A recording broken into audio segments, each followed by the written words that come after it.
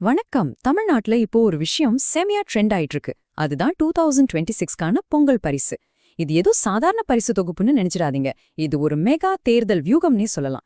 சரி வாங்க, இதுக்குள்ள என்னதான் இருக்குன்னு நம்ம முழுசா அலசி ஆராயலாம். முதல்ல எல்லாரும் பரபரப்பா பேசிட்டு இருக்கிற அந்த மேட்டருக்கு வந்துடலாம். ஒவ்வொரு ரேஷன் கார்டுக்கும் 5000 ரூபாய் ரொக்க பரிசு. அடேங்கப்பா, இதுதான் இப்போ தமிழ்நாடே பேசிட்டு இருக்கிற ஹாட் டாபிக். ஆனா இதுல எந்த அளவுக்கு உண்மை இருக்கு? இது வெறும் வதந்தியா, இல்ல இதுக்கு பின்னாடி உறுதியான திட்டம் இருக்கா? இப்போ இதுதான் முக்கியமான கேள்வி. இவ்வளவு பெரிய பரிசு திட்டம் உண்மையிலேயே மக்களோட பொங்கலை இனி பார்க்கவா, இல்ல 2026 தேர்தலை மனசுல வச்சு காய்கள் நகர்த்தப்படதா? இந்த அரசியல் சதுரங்க ஆட்டத்தை நாம கொஞ்சம் உத்து பார்க்க வேண்டியிருக்கு. சரி, இந்த 5000 ரூபாய் மேட்டர் முதல்ல எங்கிருந்து கிளம்புச்சு? இதோட அரசியல் பின்னணி என்ன? வாங்க இத கொஞ்சம் ஆழமா பார்க்கலாம். ஆமாங்க, ஆளும் திமுக அரசு குறைஞ்சது 5000 ரூபாயாவது கொடுக்கலான்னு தீவிரமா யோசிச்சுட்டு இருக்கிறதா செய்திகள் கசிஞ்சிருக்கு. அது மட்டும் இல்ல, சில அரசியல் வட்டாரங்கள்ல என்ன சொல்றாங்கன்னா, தேர்தல் நெருங்க நெருங்க இந்த தொகை 10,000 ரூபாய் வரைக்கும் கூட போக வாய்ப்பிருக்காம். இது மட்டும் நிஜமா நடந்தா தமிழ்நாட்டோட அரசியல் சரித்திரத்திலேயே இதுதான் மிகப்பெரிய ரொக்க பரிசா இருக்கும். இப்போ இந்த ஒப்பீட்ட கொஞ்சம் பாருங்க. ஒரு பக்கம் மாநில அரசு உடனடியா கொடுக்க போறதா சொல்ற இந்த ரொக்க பரிசு, இன்னொரு பக்கம் 2014ல மத்திய அரசு கொடுத்த ஆனா இன்னமும் நிறைவேற்றப்படாத அந்த பல லட்ச ரூபாய் வாக்குறுதி. இது மூலமா நாங்க சொல்றத செய்வோம், வெறும் வாக்குறுதி மட்டும் கொடுக்க மாட்டோம் அப்படின்னு சொல்றதுக்கான ஒரு பக்கா அரசியல் மூவா இது பார்க்கப்படுது. சரி, இந்த பணம் ஒரு பக்கம் இருக்கட்டும். இதை தாண்டி அந்த மெகா கிஃப்ட் பேக்ல வேற என்னென்ன பொருட்கள் எல்லாம் வரப்போகுது? வாங்க அதையும் பார்க்கலாம். அடேங்கப்பா, இதுல கிட்டத்தட்ட 18 வகையான பொருட்கள் இருக்குன்னு சொல்றாங்க. அதுவும் சும்மா இல்ல. ஆவின் நெய், முந்திரி, உலர் திராட்சை, சக்கரை, அரிசி, பாமாயில், மைதா மாவு, செங்கரும்புன்னு ஒரு குடும்பம் பொங்கலை சந்தோஷமா கொண்டாட தேவையான அத்தனை முக்கியமான பொருட்களும் இதுல அடங்கியிருக்கு. இது வெறும் மளிகை பொருட்கள் மட்டும் இல்லைங்க. தரமான சேலைகளும் வேட்டிகளும் கொடுக்கறதுக்கான டெண்டர் பணிகள் ஏற்கனவே திருப்பூர், ஈரோடு மாதிரியான ஜவுளி நகரங்கள்ல படுவேகமா நடந்துட்டு இருக்காம். இத பாக்கும்போது இந்த திட்டம் வெறும் பேச்சுவார்த்தையில் இல்ல, செயலிலும் இருக்குன்னு தெரியுது. ஆனா இதுல ஒரு சின்ன ட்விஸ்ட். முதல்ல மண்பானை, இஞ்சி கொத்து, மஞ்சள் கொத்து மாதிரியான நம்ம பாரம்பரிய பொருட்களையும் சேர்க்கலான்னு ஒரு பிளான் இருந்துதான்.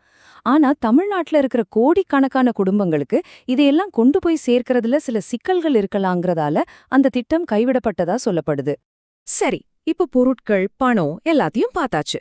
ஆனா இதுக்கு பின்னாடி இருக்கிற அசல் கணக்கு என்ன? இது நிஜமாவே பரிசா இல்ல வாக்குகளை குறிவைக்குதா? வாங்க அதை இன்னும் கொஞ்சம் ஆழமா அலசலாம். இந்த ஒரு வரிதான் இந்த முழு திட்டத்தோட மையப்புள்ளியாவே பார்க்கப்படுது. இது வெறும் பரிசு இல்ல, இது உங்களுடைய ஓட்டு அப்படின்னு மறைமுகமா சொல்றாங்க. அதாவது இந்த திராவிட மாடல் ஆட்சியை தொடரணும்னா மக்கள் வாக்களிக்கணுங்கிறத ஞாபகப்படுத்துற ஒரு முயற்சியாதான் இது இருக்கு. இது ஒரு பக்காவான அரசியல் வியூகம்தான். தமிழ்நாட்டு அரசியல்ல தேர்தலுக்கு சரியான நேரத்துல இந்த மாதிரி பெரிய நலத்திட்டங்களை அறிவிச்சு மக்களோட மனச தங்களுக்கு சாதகமா மாத்துறது பலமுறை வெற்றி கண்ட ஒரு தந்திரம்னே சொல்லலாம். ஆளுங்கட்சி இவ்ளோ பெரிய திட்டத்தை அறிவிக்கும் போது எதிர்க்கட்சிகள் சும்மா இருக்குமா சொல்லுங்க? டிஎம்கேவோட இந்த மெகா திட்டத்துக்கு அதிமுகவோட பதில் என்னவா இருக்கும்? இங்கதான் ஆட்டமே சூடுபிடிக்க போகுது. இப்ப பாருங்க, இது ஒரு நேரடியான பரிசு போராவே மாறியிருக்கு. ஒரு பக்கம் திமுகவோட மெகா திட்டம், இன்னொரு பக்கம் அதிமுக தலைவர் எடப்பாடி பழனிசாமி நாங்க இதை விட ஒரு பெரிய அணுகுண்டு திட்டத்தோட வருவோம்னு அறிவிச்சிருக்கார். ஆக 2026 தேர்தல் களம் இப்போவே அனல் பறக்க ஆரம்பிச்சிடுச்சு. அதிமுக ஏன் இவ்வளவு தீவிரமா எதிர்வினையாற்றுதுன்னா அதுக்கு காரணம் 2021 தேர்தல் தோல்வி கொடுத்த பாடம்னு சொல்லப்படுது. அந்த தேர்தல்ல கொடுத்த வாக்குறுதிகள் சரியா மக்கள் கிட்ட போய் சேரலன்னு அவங்க உணர்ந்திருக்காங்க. அதனால இந்த முறை மக்களை கவர இதுவரைக்கும் யாரும் பாத்திராத பிரம்மாண்டமான திட்டங்களோட களமிறங்க தயாராயிட்டு வராங்க. இந்த அரசியல் போட்டி ஒரு பக்கம் இருக்கட்டும். இப்போ பொதுமக்களான நமக்கு தேவையான சில முக்கியமான நடைமுறை தகவல்களை பார்க்கலாமாங்க? சரி, இந்த திட்டத்தோட டைம்லைன் என்னன்னு பாத்தீங்கன்னா, ஜனவரி 1ஆம் தேதியிலிருந்து டோக்கன் கொடுக்க ஆரம்பிப்பாங்க. ஜனவரி 8ஆம் தேதிக்குள்ள எல்லாருக்கும் பரிசு பொருட்கள் போய் சேர்ந்திரணும்னு ஒரு டார்கெட் வச்சிருக்காங்க. சோ இந்த தேதிகளை கொஞ்சம் நோட் பண்ணி வச்சுக்கோங்க. உங்க டோக்கன் எப்போ வருதுன்னு கவனமா பாருங்க. இதோட சேர்ந்த இன்னொரு முக்கியமான விஷயம் மகளிர் உரிமை தொகை. மாசம் 1000 ரூபாய். இன்னும் வராதவங்க யாரும் கவலைப்படாதீங்க, உங்களுக்கு ஒரு நல்ல செய்தி இருக்கு. வர்ற ஜனவரி மாசத்துக்குள்ள பெண்டிங்ல இருக்கிற எல்லா அப்ளிகேஷனையும் சரி பார்த்து தகுதியான எல்லாருக்கும் உரிமை தொகை கிடைக்க அரசு ரொம்ப தீவிரமா வேலை செஞ்சுட்டு இருக்கு. ஒருவேளை நீங்க இன்னும் மகளிர் உரிமை தொகைக்கு விண்ணப்பிக்கலைன்னா உடனே பக்கத்துல இருக்கிற பிரவுசிங் சென்டருக்கோ இல்ல வட்டாட்சியர் அலுவலகத்துக்கும் போய் விண்ணப்பிச்சிருங்க. பொங்கல் பரிசுக்கு முன்னாடியே இந்த வேலையை முடிக்கிறது ரொம்ப ரொம்ப முக்கியம். சரி, இறுதியா உங்ககிட்ட ஒரு கேள்வி.